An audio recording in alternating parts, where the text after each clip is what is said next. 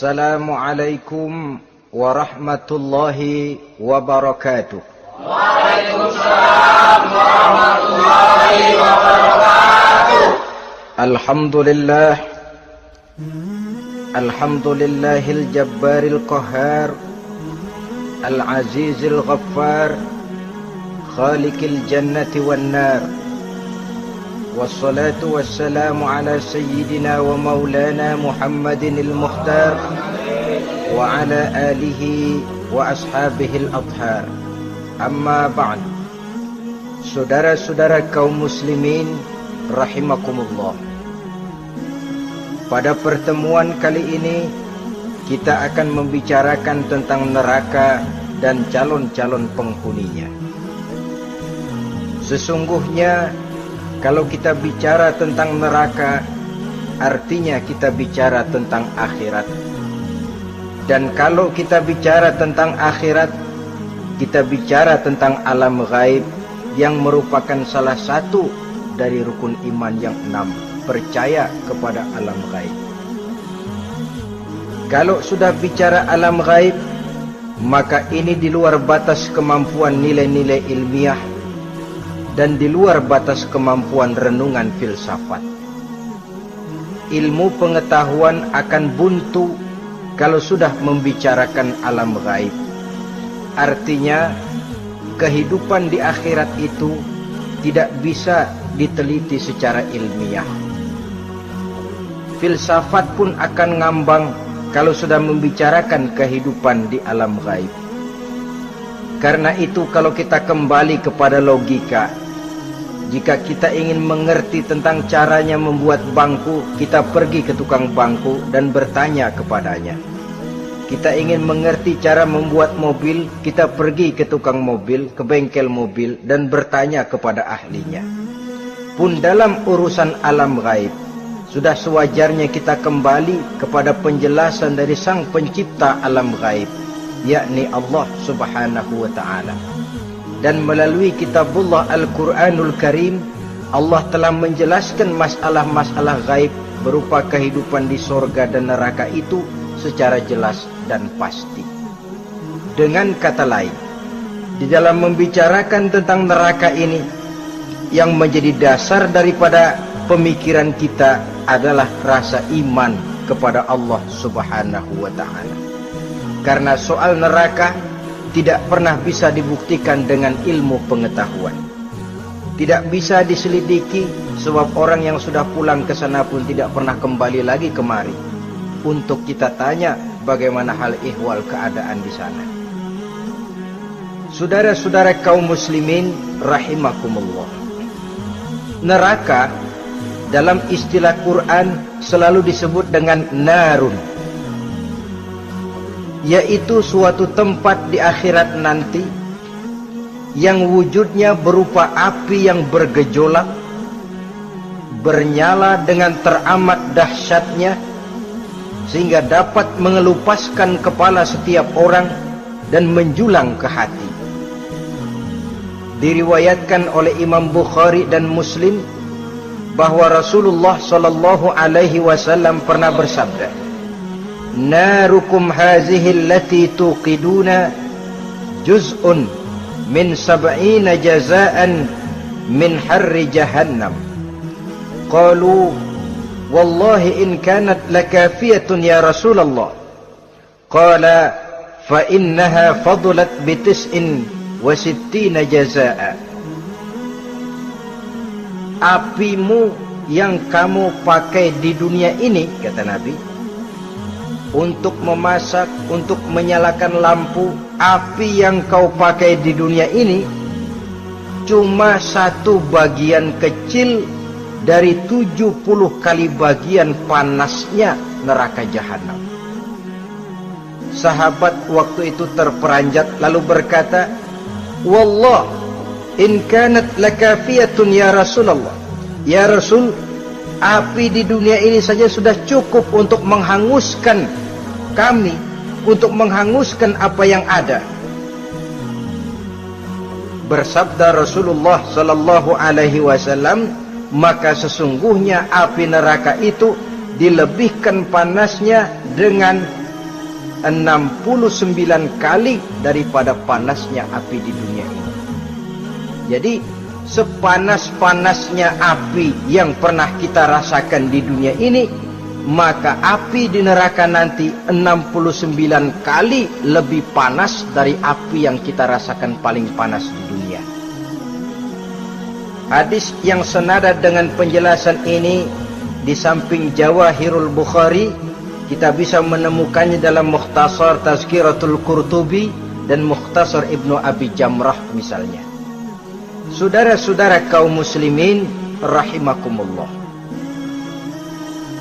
Sehingga boleh jadi seringan-ringan azab penduduk neraka di akhirat nanti, kata Nabi, seorang yang di telapak kakinya diletakkan kerikil neraka yang sangat kecil, lalu mendidih otaknya. Itu seringan-ringannya.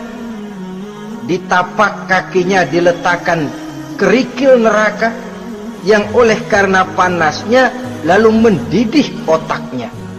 Itu yang paling ringan. Gak apa-apa, cuma segitu aja. Di telapak kakinya ditaruh kerikil, otaknya lalu jadi mendidih karena menahan panas. Pantas kalau satu hari Luqmanul Hakim pernah memberikan nasihat kepada anaknya, kata beliau, "Anakku, kerjakanlah dosa seberapa kekuatanmu menanggung azab Allah, dan laksanakan ibadah seberapa hajat dan keperluanmu kepada Allah. Berapa banyak hajatmu kepada Allah, begitulah kamu harus beribadah. Kalau kamu merasa tidak berhajat dan tidak perlu apa-apa kepada Allah, ya tidak usah ibadah." Logikanya kan begitu. Saudara-saudara, dalam hidup ini ada nggak yang nggak perlu kepada Allah? Ada nggak? Seluruh kita memerlukan Allah. Karena itu Luqman betul dengan bahasa diplomatis, "Anakku, kerjakan ibadah seberapa hajatmu kepada Allah. Makin banyak hajatmu kepada Allah, makin banyak hendaknya kamu melaksanakan ibadah. Tapi kalau kamu sudah merasa bisa hidup tanpa Allah, persilahkan kamu tidak usah ibadah."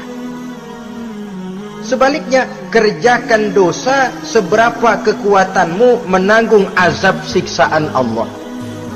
Kalau merasa sudah belajar ilmu kebal, kira-kira di neraka nanti nggak apa-apa, persilahkan kerjakan dosa sebanyak-banyaknya. Tapi kalau masih berpikir, gua mah jangan dibakar di neraka, nginjek puntung rokok gua lompat. Kalau masih berpikir ke situ, ya hati-hati, saudara-saudara.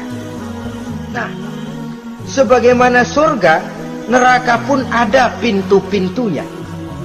Dan yang melalui pintu-pintu itu sesuai dengan dosa yang dia kerjakan pada waktu kehidupannya di dunia ini. Jadi setelah manusia diadili, mereka kumpul di padang mahsyar beramai-ramai. Yang mendapat kitab di tangan kanan, yang selamat dari proses pengadilan, yang sudah nyata lebih banyak kebaikannya daripada kesalahannya, wajah mereka berseri-seri. Tapi yang rapotnya merah, yang timbangannya lebih banyak kejahatannya, mereka mukanya udah pada gulem. Di tengah itulah kedengaran pernyataan dari Allah Subhanahu wa ta'ala, "Salamun qaulan min Rabbir Rahim." Ada ucapan selamat dari Allah, Tuhan yang Maha Pengasih dan Maha Penyayang. "Salamun alaikum." Selamatlah kamu, wahai orang-orang yang kelak akan sampai ke surga. Yang lulus di pengadilan dapat ucapan selamat dari Allah. Tapi pada saat itu juga Allah mengatakan, "Wamtazul yauma ayyuhal mujrimun." Pada hari ini, semua orang-orang yang kurang ajar supaya minggir. Wamtazul yauma ayyuhal mujrimun. Orang-orang yang durjana, kelompok durhaka, para pembuat dosa, misah hari ini, minggir semuanya. Kamu akan digiring ke dalam neraka. Saudara-saudara kaum muslimin rahimakumullah. Baik mereka yang akan menuju surga, baik mereka yang akan masuk ke dalam neraka, sama melintasi satu jembatan yang melintang di atas neraka. Dalam surah Maryam ayat 71 dan 72, walaupun jembatan itu tidak digambarkan secara jelas, tapi kita temukan penjelasan Allah sebagai berikut. Wa inna minkum illa wariduha kana ala rabbika hatman maqdiya thumma nunajjil ladzina taqaw wa nazaru zalimina fiha jasiyya. Saudara-saudara, dan tidak ada setiap orang pun kecuali mereka akan melalui api neraka itu. Adapun orang-orang yang bertakwa, mereka diselamatkan oleh Allah, sedangkan orang-orang yang zalim, mereka terlempar ke dalam jurang neraka. Nah, itu yang dinamakan dengan sirat. Ada memang riwayat menjelaskan bahwa sirat itu kecilnya seperti rambut dibelah 7, tajamnya lebih tajam dari mata pedang. Tapi dalam banyak hal, orang lewat di atas sirat itu bergantung kepada amalannya waktu dia hidup di dunia ini. Maka jangan heran ada orang yang lewat di atas sirat itu seperti kilat, lep, sudah sampai di surga. Ada yang lewat di atas sirat itu seperti orang terbang. Ada yang lewat di atas sirat itu seperti orang lari. Ada yang seperti jalannya onta. Ada yang merangkak. Ada yang gelantungan. Ada yang sudah hampir sampai ke tepian sana untuk masuk ke dalam surga, terpeleset nyemplung juga ke dalam neraka, sesuai dengan amalan pada waktu mereka hidup di kehidupan dunia yang sekarang ini. Saudara-saudara kaum muslimin rahimakumullah, apabila orang terperosok lalu masuk ke dalam neraka, bagaimanakah ihwal keadaan di neraka? Panasnya sudah kita jelaskan tadi, 70 kali lipat dari sepanas-panasnya api di dunia ini.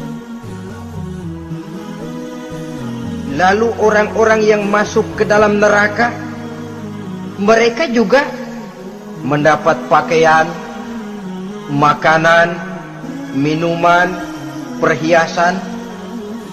Tapi makanannya, minumannya, perhiasannya lain dengan orang-orang yang sampai di surga. Mereka juga diberikan buah-buahan, sebab di neraka juga ada pohon. Namanya pohon zakum. Buahnya duri dari api. Dan itu yang akan jadi lalap makanannya orang-orang neraka. Di dalam surah As-Saffat ayat 64-65 Allah Subhanahu wa taala menjelaskan, innaha syajaratun takhruju fi aslil jahim tal'uha ka'annahu ru'usus sayatin. Sesungguhnya pohon zakum itu adalah satu pohon yang akarnya keluar dari dasar neraka, yang buahnya seperti kepala setan. Ini sudah untuk bahasa yang sangat menyeramkan ini. Pohon itu tumbuh dari dasar neraka, buahnya mirip kepala setan. Itu akan dijadikan makanannya orang-orang yang ada di dalam neraka. Perhiasannya apa? Surah Al-Insan ayat 4, inna a'tadna lil kafirina salasilan wa aghlalan wa sa'ira. Sesungguhnya kami sediakan bagi orang-orang kafir itu di dalam neraka segala macam rantai, cambuk-cambuk dan belenggu-belenggu neraka, terbuat dari api neraka, siap untuk merantai, membelenggu dan mencambuk mereka. Jadi dikasih perhiasan, lehernya dikalungin rantai, tangannya dipakein belenggu, ada cambuk-cambuk yang seluruhnya terbuat dari api neraka. Begitu mereka sampai ke pintu neraka yang namanya malaikat Zabaniyah, penjaga neraka, udah bukan main gemesnya dah. Ya, nyambutnya nggak ada ramahnya, lain sama malaikat Ridwan, penjaga surga. Ramah, murah senyum, Begitu orang mau masuk surga, salamun alaikum tibtum fadkhuluha khalidin. Keselamatan atas kamu, sungguh kamu telah beruntung. Sekaranglah masuk kamu ke dalam surga dan kekalah tinggal selama-lamanya di sana. Ramah, murah senyum, selamat datang, selamat tiba di tempat yang penuh kenikmatan. Mari persilahkan. Ini malaikat Ridwan. Malaikat Malik, malaikat Zabaniyah lain lagi. Dia nungguin pabrik. Sadis menerima. Matanya melotot. Ini dia manusia-manusia kurang ajar yang waktu di dunia sudah datang para rasul, sudah turun agama, sudah datang Al-Quran, tapi belagak pilon. Ini loh, nih rantai, belenggu, lalu dirangkeng, dimasukkan ke dalam neraka. Na'udzubillah, summa na'udzubillah. Saudara-saudara, lalu terpikir oleh kita, kalau begitu panasnya api neraka, sekali lempar orang terus mati dong. Ya enak kalau boleh begitu sih. Begitu dilempar ke neraka terus mati, enak. Ternyata tidak. Kepedihan neraka adalah kepedihan yang kekal dan terus menerus. Tidak satu saat pun orang-orang di dalam neraka pernah merasakan kesenangan. Tidak sesaat pun. Kali semenit kayak ngaso, enggak, terus menerus berada dalam kepedihan yang tiada tara. Al-Quran menjelaskan, kullama nadijat juluduhum baddalnahum juludan ghairaha. Apabila hancur kulitnya, kami ganti dengan kulit yang baru. Supaya apa? Liyazukul azab, biar dia rasain azab. Tuh, rasain dulu. Hancur kepalanya, buletin lagi, hancur kulitnya, bikin lagi, berantakan isi perutnya, disempurnakan lagi, digiling lagi. Terus menerus begitu, tidak sedetik pun penduduk neraka itu pernah mengalami istirahat. Barangkali pakai jam istirahat lumayan, ini enggak ada. Ada bel, kleneng, istirahat, azab dicabut. Tidak. Terus menerus dan selalu begitu.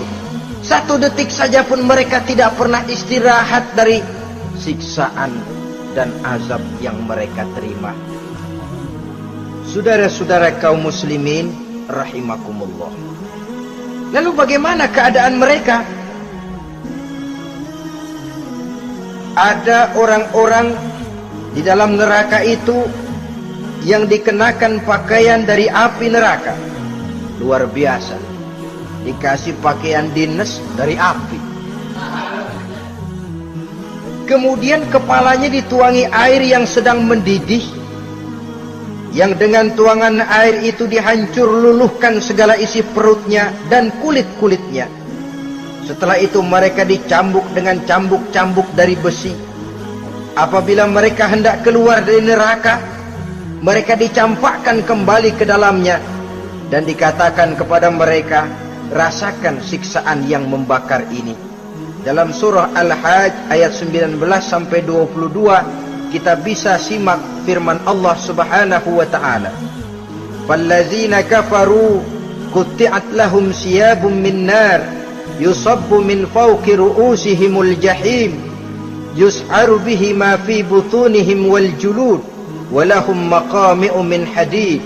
Kullama aradu an yakhruju minha min ghammin u'idu fiha wa zuqu azabal hariq. Na'udzubillah summa na'udzubillah. Diberikan pakaian dari api, melolong, menyayat dia, memilukan, merintih dan meraung-raung. Lalu kepalanya diguyuri dengan air yang sangat mendidih.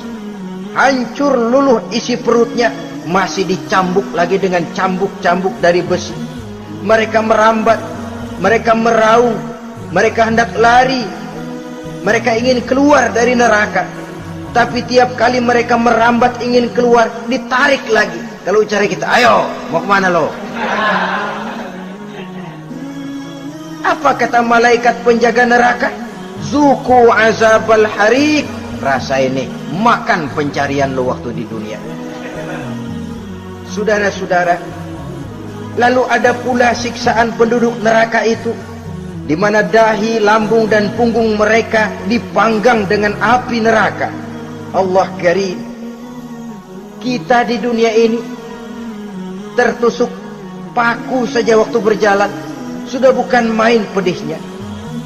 Tertusuk duri saja sudah bukan main pedihnya.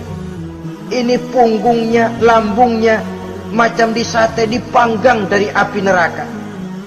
Dalam At-Taubah ayat 35 kita temukan firman Allah, fi nari jahannama fatukwa biha hibahuhum wa junubuhum wa zuhuruhum, na'udzubillah summa na'udzubillah.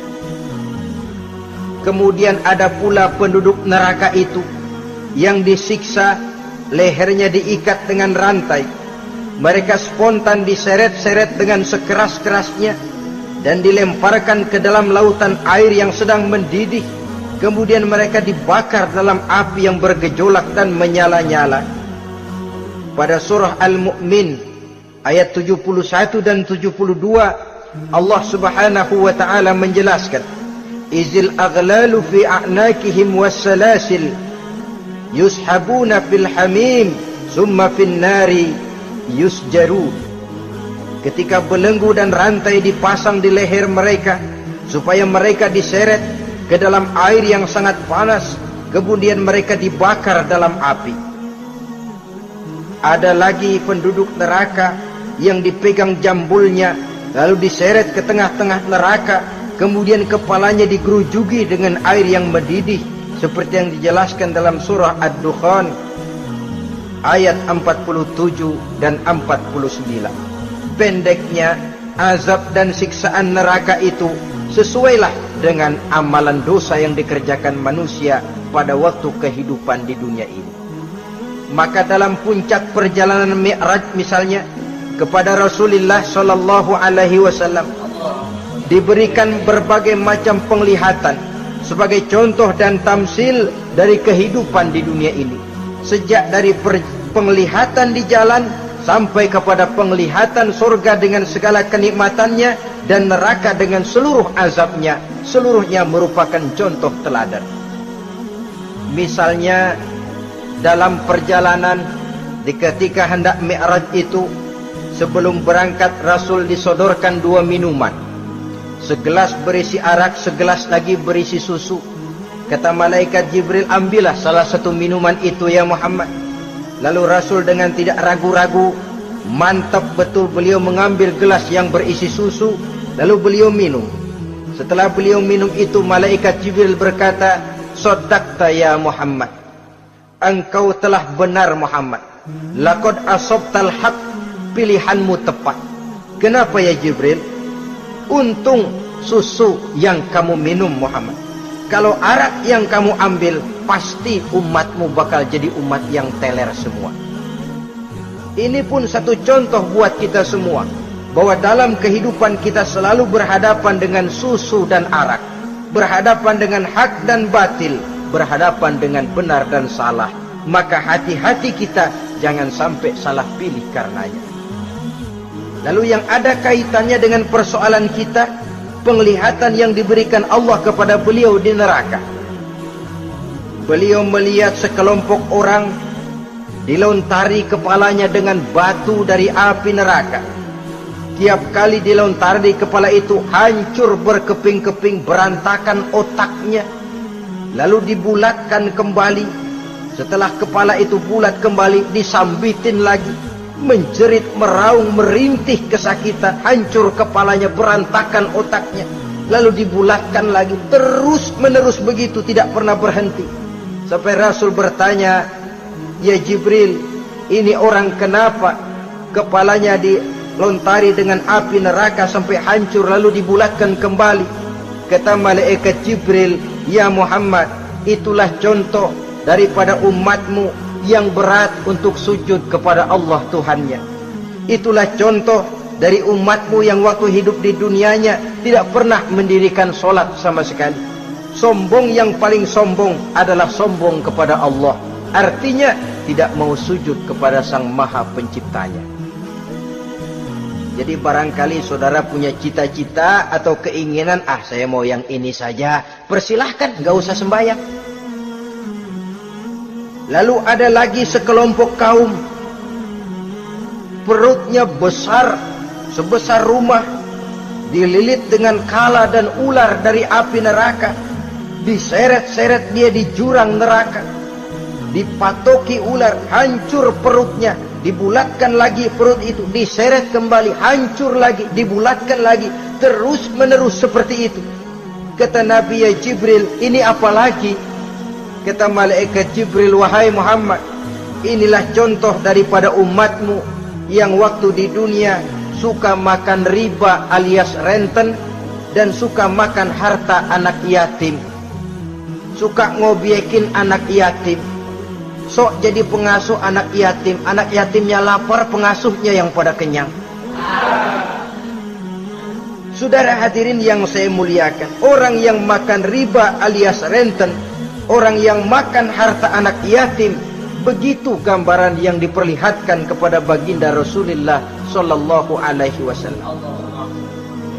Sebagian lagi ada penduduk neraka yang kukunya terbuat dari tembaga dari api neraka, panjang sangat kukunya itu, lalu mencakar-cakar mukanya sendiri, hancur mukanya berantakan, dicakari oleh kukunya itu, lalu dibulatkan lagi, dicakar lagi, hancur lagi, dibulatkan lagi. Pengangguran bener nih orang, muka sendiri dicakarin sendiri. Ya Jibril, ini tamsil apa Jibril? Ya Muhammad, itulah contoh dari umatmu yang pada waktu di dunianya enggak pernah rukun sama sesama saudaranya muslim, suka nyari aib orang lain, suka ngejelekin orang lain, padahal orang lain itu saudaranya seakidah. Kan sama dengan nyakar muka sendiri namanya, menepuk air di dulang, terpercik muka sendiri. Kejelekan saudaranya dikorek-korek, aib saudaranya diobral di pasar umum. Orang macam itu nanti tangannya akan tumbuh kuku panjang dari tembaga yang akan mencakar dan mengoyak-ngoyak mukanya sendiri. Itu kita bisa lihat nanti. Oh, ini yang waktu di dunia suka ngorek-ngorek kesalahan orang tuh lagi pada nyakarin mukanya. Oh, begitu. Saudara-saudara kaum muslimin rahimakumullah. Oleh karena itu Nabi ajarkan kita, tuba liman syaghalahu aibuhu an uyubin nas. Beruntung orang yang aib dan kekurangan pada dirinya menyebabkan dia sibuk sampai enggak sempat ngorek-ngorek aib dan kekurangan orang lain. Introspeksi.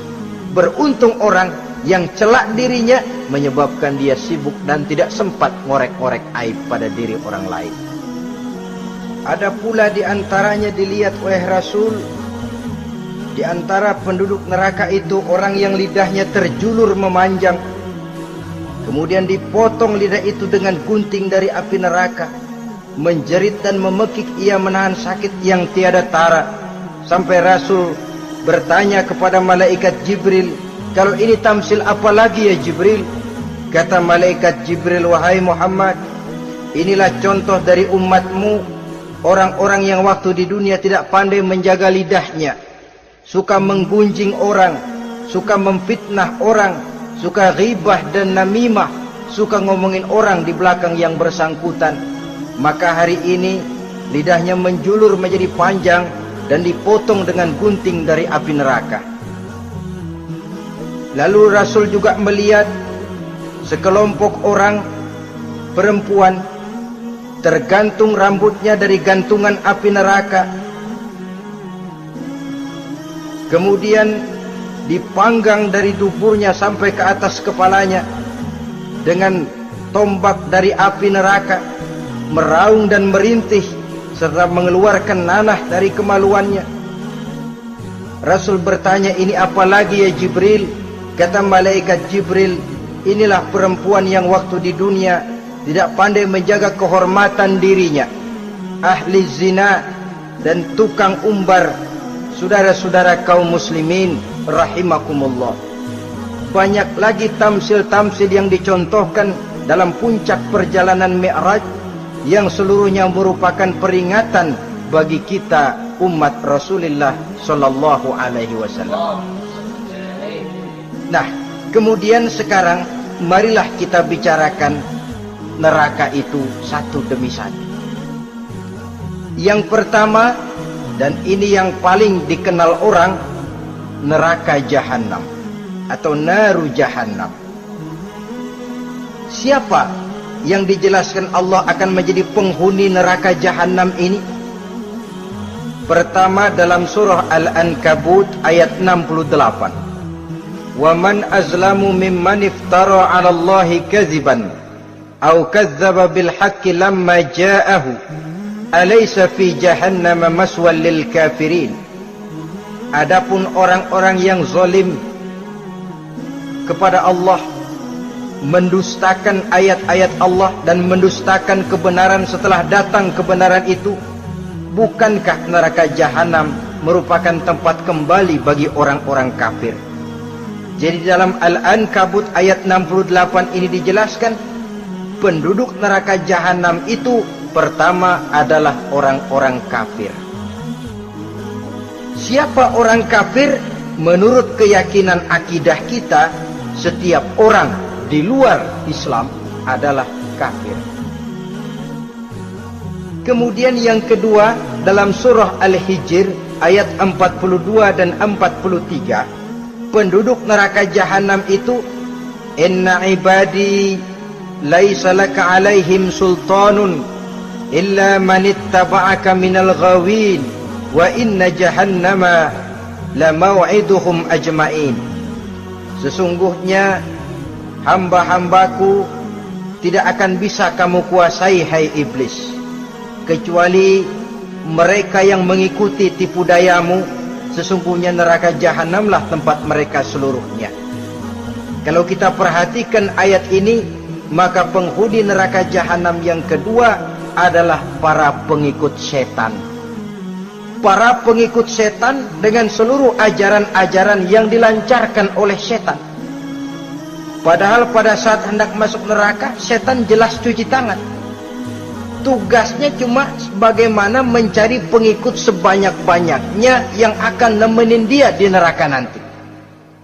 Tapi pada saat orang digiring ke dalam neraka, setan cuci tangan. Mungkin orang menuntut, setan, gue ngikutin lu, sekarang kenapa jadi kemari? Nah, gue bilang juga apa? Kata setan, gue bilang juga apa, lu kenapa ngikutin? Dan setan ini menebar ranjau dalam segala bentuknya, dengan segala macam caranya. Para pengikut setan yang menjauhi tuntunan agama, memperturutkan hawa nafsunya. Setan membisiki manusia lewat minuman keras, setan masuk manusia lewat judi, lewat zina, lewat kenikmatan yang melalaikan orang dari kehidupan akhirat dan selanjutnya, dengan segala macam jalan. Kadang-kadang dalam ibadah setan juga masuk. Kalau tidak ditimbulkannya takabur, ditimbulkannya sikap ujub dalam diri kita. Timbul rasa diri lebih benar dari orang lain, dan ini jelek. Timbul rasa nganggap enteng orang lain, itu kan ujub, nggak dikelihatanin orang, cuma hatinya aja ngomong sendirian. Kalau gue lihat di kampung ini nggak ada yang kayak gue. Bayangnya kayak ibadahnya kayak udah aing pang paling nak yo di dia. Itu juga bisikan iblis, dan dia tidak segan-segan mengaku jadi Tuhan iblis itu. Dan ini diceritakan dalam kehidupan Sayyidus Syekh Abdul Qadir Jailani. Ketika beliau sedang ibadah di mihrab dalam masjid, datang seberkas sinar. Sinar itu ngomong, ya Abdul Qadir ana rabbuk. Hai Abdul Qadir, aku Tuhanmu, kata cahaya tadi. Sudah cukup kamu ibadah Abdul Qadir. Sembayangmu udah banyak, puasamu udah banyak, jihadmu cukup. Maka mulai sekarang berhenti dah ibadah. Aku bolehkan kepada kamu segala yang dilarang. Cuma yang didatangi Syekh Abdul Qadir. Sehingga mendengar cahaya tadi ngomong begitu, beliau ambil kasut sendal, disambitnya cahaya tadi, izhab ya la'in, pergi laknat terkutuk iblis kamu. Masa saya disuruh berhenti sembahyang karena hati saya sudah baik? Kalau hati sudah baik lalu boleh berhenti sembahyang, mestinya yang paling dulu berhenti sembahyang Nabi Muhammad, sebab beliau orangnya paling baik. Tapi Nabi hatinya baik, sholat jalan terus, hukum halal haram berlaku. Kadang-kadang orang sekarang baru ibadah dikit banget merasa dapat bisikan katanya, wangsit. Ya berhenti sembahyang madep mulu, ndak madep ngodik sembahyang. Bikin ajaran yang aneh-aneh. Nah kalau satu orang boleh dapat wangsit, saya juga boleh dong ngomong dapat wangsit. Saya juga boleh dong mendirikan aliran kepercayaan. Saya ngilang dulu dari kampung saya kira-kira 3 tahun. Saya nyepi di kaki Gunung Salak, pulang piara jenggot, pakai belangkon. Di depan nama saya pakai embel-embel mbah.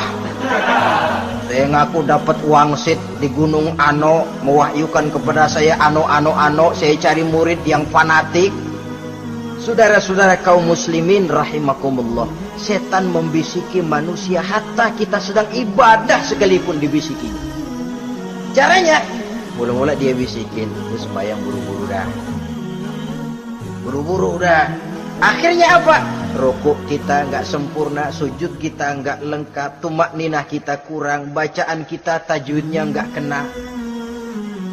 Kalau itu bisa kita atasin, kita sembahyang sebagaimana yang seharusnya, dia bisiki lewat jalan lain lagi. Suruh jangan pendek-pendek aja dah. Atau habis sembahyang udah sigrah, udah jangan pakai wirid, jangan pakai zikir. Dengan segala macam jalan dibisikinya was-was ke dalam diri kita. Sehingga ada satu riwayat walaupun dhaif, tapi ini baik untuk dijadikan pelajaran. Konon iblis itu kalau subuh keliling dia, bawa kulit kambing, jarum, sama tepung. Ditanya orang, iblis ini buat apa? Oh, kulit kambing. Gunanya tahu nggak? Kalau begitu subuh, sudah muazin bilang, as-salatu khairum minan naum. Salat lebih baik daripada tidur. Maka ini kulit kambing mulai aku hamparkan buat hamba-hamba Muhammad. Jadi begitu dengar azan, cuma udah bikin anget udah tidur. Kenapa? Kulit kambing belis masuk. Saudara-saudara, lalu kata orang tadi lagi, lah kalau tepung buat apa itu? Oh, tepung itu kalau umat Muhammad mau baca Quran, baca kitab, mutolaah, gua aurin tepung matanya biar dia sepet. Makanya kalau sudah ngaji, baca Quran, bawaannya udah ngantuk aja ngantuk. Oh begitu, iya. Nah kalau duri paku itu buat apa? Nah ini duri paku. Kalau umat Muhammad mau hadir di majelis taklim, mau pergi ngaji, mau duduk iktikaf di masjid, gua pasangin paku di pantatnya. Jadi kalau sudah duduk di masjid, kelasat, kelesek. Hadir di majelis taklim, kelasat, kelesek. Bawaannya mau udahan melulu. Itu duri-duri dan paku-paku yang memang ditebarkan oleh iblis. Saudara-saudara kaum muslimin rahimakumullah, jadi para pengikut setan dengan segala macam perangkapnya ini pun, ya perangkap setan itu ya dunia. Dunia itu ya isinya harta, tahta, wanita. Kan perangkap dunia itu harta, tahta, wanita. Ini sering bikin orang buta. Perangkap dunia dan merupakan perangkap setan sekaligus. Nah, yang ketiga, penghuni neraka jahanam adalah para pembuat dosa, orang-orang yang durhaka. Dalam Toha ayat 74 Allah menjelaskan, innahu may ya'ti rabbahu mujriman fa inna lahu jahannam. Sesungguhnya orang-orang yang datang menghadap Allah dengan berlumuran dosa, maka sesungguhnya bagi mereka adalah neraka jahanam. Dan yang keempat, penghuni neraka jahanam orang yang kufur nikmat. Tidak cuma kufur iman, tapi kufur nikmat bisa menyebabkan orang masuk neraka jahanam. belum pernah merasakan dalam hidupnya bahwa Allah memberikan nikmat kepadanya, bagaimanapun besar karunia dan nikmat itu. Dalam surah Ibrahim ayat 28-29 Allah menjelaskan, alam tara ilal ladzina baddalu ni'matallahi kufran wa ahallu qaumahum darul bawar jahannama yaslaunaha wa bi'sal qarar. Tidaklah engkau perhatikan, tidaklah kau lihat orang-orang yang mengganti, menukar nikmat Tuhannya dengan kekufuran. Diberikan nikmat berupa Islam, digantinya dengan kekufuran. Dia tidak tahan kesengsaraan dunia lalu memilih kesengsaraan akhirat. Padahal kesengsaraan akhirat lebih abadi dari kesengsaraan dunia. Ada orang yang gak tahan miskin dunia, lalu menjatuhkan pilihan lebih memilih miskin akhirat. Ya Allah, keliru besar. Karena nggak tahan hidup miskin di dunia, ada yang nawarin ngasih supermi 3 bungkus, iman telap. Ada yang ngasih beras, pindah agama. Ada yang bawain pakaian bekas, tukar akidah, pindah iman. Innalillah.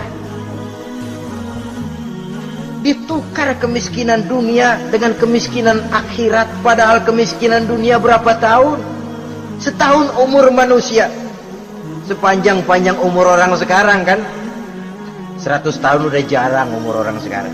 70 aja udah cakep. Sebenarnya kalau 70 tuh ada jatah lebih tuh, 7 tahun. Toh kalau ikut Nabi 63 tahun kan, Nabi wafat. Kalau kita sudah umur 70 tuh ada jatah ekstra 7 tahun. Oh ya, dimanfaatkan baik-baik mestinya.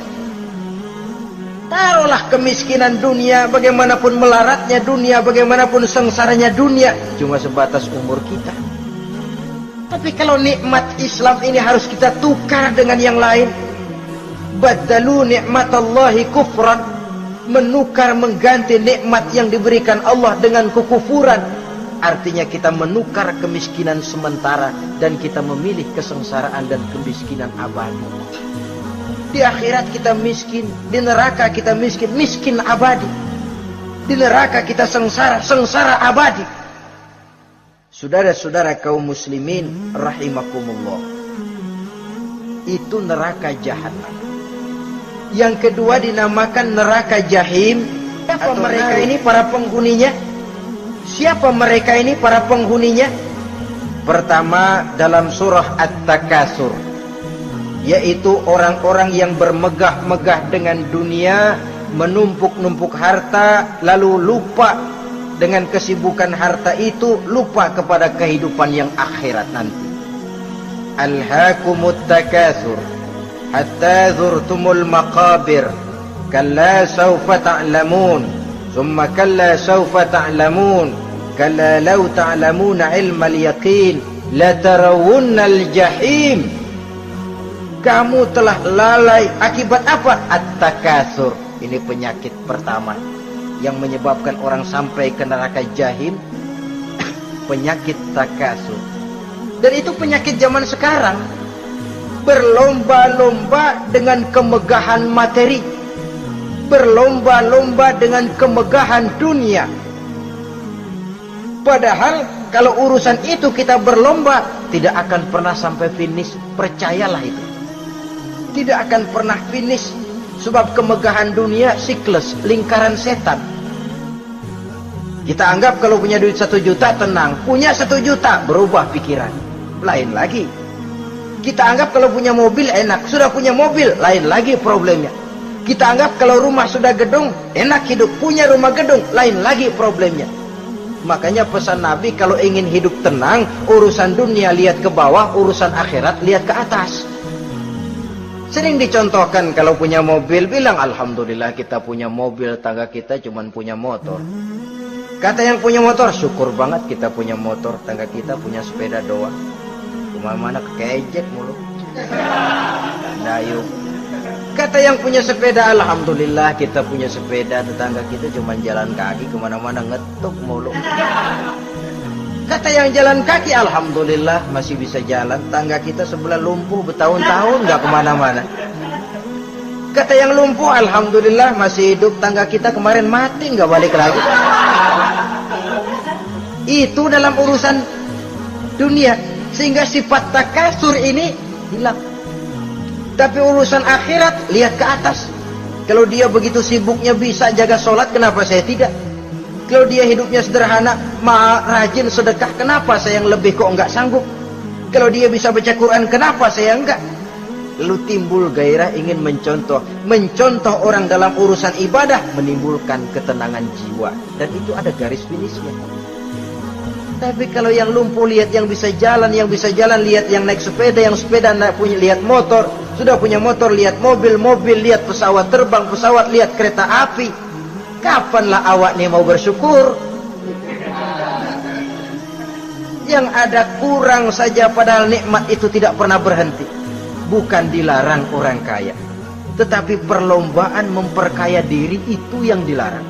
Karena kalau sudah perlombaan namanya jor-joran sifatnya. Prinsipnya tujuan menghalalkan cara ini yang dijaga oleh agama. Saudara-saudara, selain penyakit takasur yang menyebabkan orang sampai ke neraka jahim, juga perbuatan durjana. Dalam Al-Infitor ayat 13-14, innal abrara lafi na'im wa innal fujjara lafi jahim. Orang-orang yang berbakti, berbuat kebajikan, mereka akan mendapatkan neraka surga naim. Tetapi orang-orang yang fujar, durjana, kurang ajar, durhaka, lafi jahim, mereka akan mendapatkan neraka jahim. Lalu siapa lagi penghuni jahim itu? Orang-orang yang menentang dan menantang ayat-ayat Allah. Wallazina sa'au fi ayatina mu'ajizin ulaika ashabul jahim. Dan orang-orang yang berusaha menantang ayat-ayat Allah sehingga melemahkan orang-orang yang mau mengikuti rasul-rasul Allah, menantang ayat Allah dan membuat lemah orang yang mengikuti rasul, melemahkan semangat orang yang mau mengikuti khitah dan perjalanan rasul. Kamu bangun masjid, iya. Murabeh, berat, jangan. Jangan aja kapok. Majelis taklim pahit, ngaji berat, melemahkan ini. Sudah dia rusak, merusak lagi. Kalau rusak kan cuma sendirian. Ini tidak, sudah rusak, merusak. Mu'ajizin, melemahkan orang-orang yang mau mengikuti ayat-ayat Allah. Dan itu tidak jarang zaman sekarang ini. Orang yang melemahkan semangat kita dalam berjuang menegakkan kebenaran. Kita yakin Islam agama yang benar, kita yakin Islam agama yang sempurna. Ada saja orang yang melemahkan semangat kita, yang berteori bahwa ada ayat-ayat Quran yang tidak relevan lagi dengan situasi dan kondisi, yang berteori bahwa Nabi Muhammad cuma sebagai manusia biasa yang tidak terlepas kemungkinan dari salah. Pendeknya melemahkan nilai-nilai semangat kita untuk memperjuangkan Islam ini. Ini pun termasuk mu'ajizin. Mereka akan menemukan nanti di akhirat kapling di dalam neraka yang dinamakan neraka jahim. Na'udzubillah summa na'udzubillah.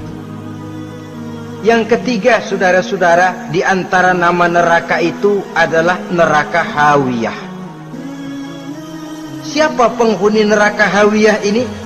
Dalam surah Al-Qari'ah ayat 8-11 dijelaskan secara simpel, wa amma man khaffat mawazinuhu fa ummuhu hawiyah. Adapun orang-orang yang ringan timbangan kebaikannya, maka tempatnya adalah neraka hawiyah. Artinya orang ini lebih berat timbangan kejahatannya, sedikit kebaikannya, sehingga jadi ringan di timbangan akhirat nanti. Sholat, puasa, zakat, tapi dosa yang dikerjakan masih lebih banyak ketimbang kebaikan yang dikerjakannya itu. Maka orang semacam ini apabila tidak mendapat syafaat, maka dia akan masuk ke dalam neraka yang namanya neraka hawiyah. Lalu yang keempat, neraka wail. Dalam surah Al-Ma'un ayat 1-7, garis besarnya yang mendapat neraka wail adalah para pendusta agama. Siapa sih pendusta agama itu? Ara'aita allazi yukazzibu biddin? Tidakkah kamu lihat siapa orang-orang yang mendustakan agama? Mendustakan agama, beragama tapi bohong, sholatnya bohong, hajinya bohong, puasanya bohong, mendustakan agama. Siapa mereka? Fadzalikal ladzi yad'ul yatim. Pertama, orang yang suka menghardik anak yatim. Anak yatim yang lemah, anak yatim yang tidak berdaya, yang hidup dipayungi kemiskinan dan kekurangan, bukan ditolongnya, malah dihardiknya. Jangan lupa, saudara yang sudah 2-3 kali pergi ke Makkah, saudara yang khusyuk dalam sujudnya, saudara yang mantap dalam puasanya, mungkin saja bisa terhalang masuk ke dalam surga, karena di samping rumah saudara ada anak yatim merintih menahan lapar dan haus. Saudara tahu, saudara mampu, tapi saudara diam saja, tidak mau mengulurkan tangan. Mungkin itu yang akan mengganjal saudara untuk masuk ke dalam surga. Wala yahuddu ala tu'amil miskin. Mereka membiarkan fakir miskin, tidak memberikan makan. Kemudian fawailul lil musallin. Mereka juga melalaikan solat. Allazina hum an solatihim sahun. Allazina hum yura'un. Mereka juga riak di dalam amalnya. Saudara hadirin kaum muslimin rahimakumullah, melalaikan solat, kemudian riak dengan amalnya, termasuk amalan solatnya. Kalau jadi imam, bahasanya dibuat sepasih-pasihnya, surahnya yang panjang-panjang, paling pendek sabbihis sama wadduha. Tapi kalau solat sendirian cukup qul huwallahu ahad sama inna a'tainakal kautsar. Hilang lagi nilai keikhlasannya. Dan terakhir, mereka enggan untuk membayar zakat. Yang memenuhi ciri-ciri inilah yang dikatakan sebagai pendusta agama. Menghardik yatim, membiarkan fakir miskin, melalaikan solat, riya, dan enggan membayar zakat. Mereka divonis mendapat neraka wail, seperti dalam surah Al-Ma'un ayat 1 sampai dengan 7. Saudara-saudara kaum muslimin rahimakumullah. Yang kelima, neraka sa'ir. Neraka sa'ir ini pertama buat mereka yang memakan harta yatim. Kalau tadi tidak mau membantu, ini malah membantu, tapi tujuannya malah ngobyekin anak yatim. Mereka yang memakan harta yatim, dalam An-Nisa ayat 10, innal ladzina ya'kuluna amwalal yatama zulman innama ya'kuluna fi butunihim nara wa sayaslawna sa'ira. Sesungguhnya orang-orang yang memakan harta anak-anak yatim dengan zalim, mereka sebenarnya telah memakan neraka, memasukkan api neraka ke dalam perutnya. Mereka akan dilontarkan ke neraka sa'ir. Selain itu, orang-orang yang mengingkari apa yang diturunkan oleh Allah Subhanahu wa ta'ala, mengingkari kebenaran Quran, mengingkari Rasul, pendeknya mengingkari Islam, dijelaskan dalam surah Luqman ayat 21. Yang keenam, saudara-saudara, yang dinamakan dengan neraka laza namanya. Pertama, untuk pembangkang dan orang yang menjauhi agama. Yang kedua, orang yang berpaling dari kebenaran. Dan yang ketiga, orang yang suka menumpuk-numpuk harta dan menyimpannya, tidak mau membayar zakat, infak, apalagi sedekah. Ini kita temukan penjelasannya dalam surah Al-Ma'arij ayat 15 dan 17. Yang ketujuh dinamakan neraka Sakor. Siapa penghuni neraka Sakor ini? Pertama, orang yang tidak pernah sholat. Yang kedua, tidak pernah memberi makan orang-orang miskin. Yang ketiga, ahli membicarakan yang batil. Strategis betul dia, ulung kalau sudah mengatur kebatilan. Kemudian yang keempat, orang yang mendustakan hari akhir. Dalam surah Al-Muddatsir ayat 42 sampai 47, kepada penduduk neraka Sakor ditanya, "Ma salakakum fis Sakor?" Apa yang menyebabkan kamu masuk ke dalam neraka Sakor? Qalu lam naku minal musallin wa la naku nut'imal masakin wa kunna nakhudu ma'al khaidin wa kunna nukazzibu yaumaddin. Mereka menjawab, kami di dunia tidak pernah sholat, tidak pernah memberi makan fakir dan miskin. Kami selalu berkumpul dengan orang-orang yang batil dan membicarakan kebatilan, dan kami mendustakan adanya hari akhir. Yang kedelapan, yang terakhir adalah neraka Khutamah. Ini diperuntukkan bagi para pengumpat, pencela, para penghina orang lain, mencari aib saudaranya, kemudian juga mereka menumpuk, menghitung-hitung harta, lalu kikir dan bakhil dengan hartanya itu. Dalam surah Al-Hujurat ayat 11-12, kemudian surah Al-Humazah ayat 1 sampai dengan 7, kita temukan penjelasan itu. Pada akhirnya saudara-saudara, kalau penduduk surga mereka kekal di dalamnya, maka penduduk neraka ini ada dua macam. Ada penduduk musiman, ada penduduk permanen.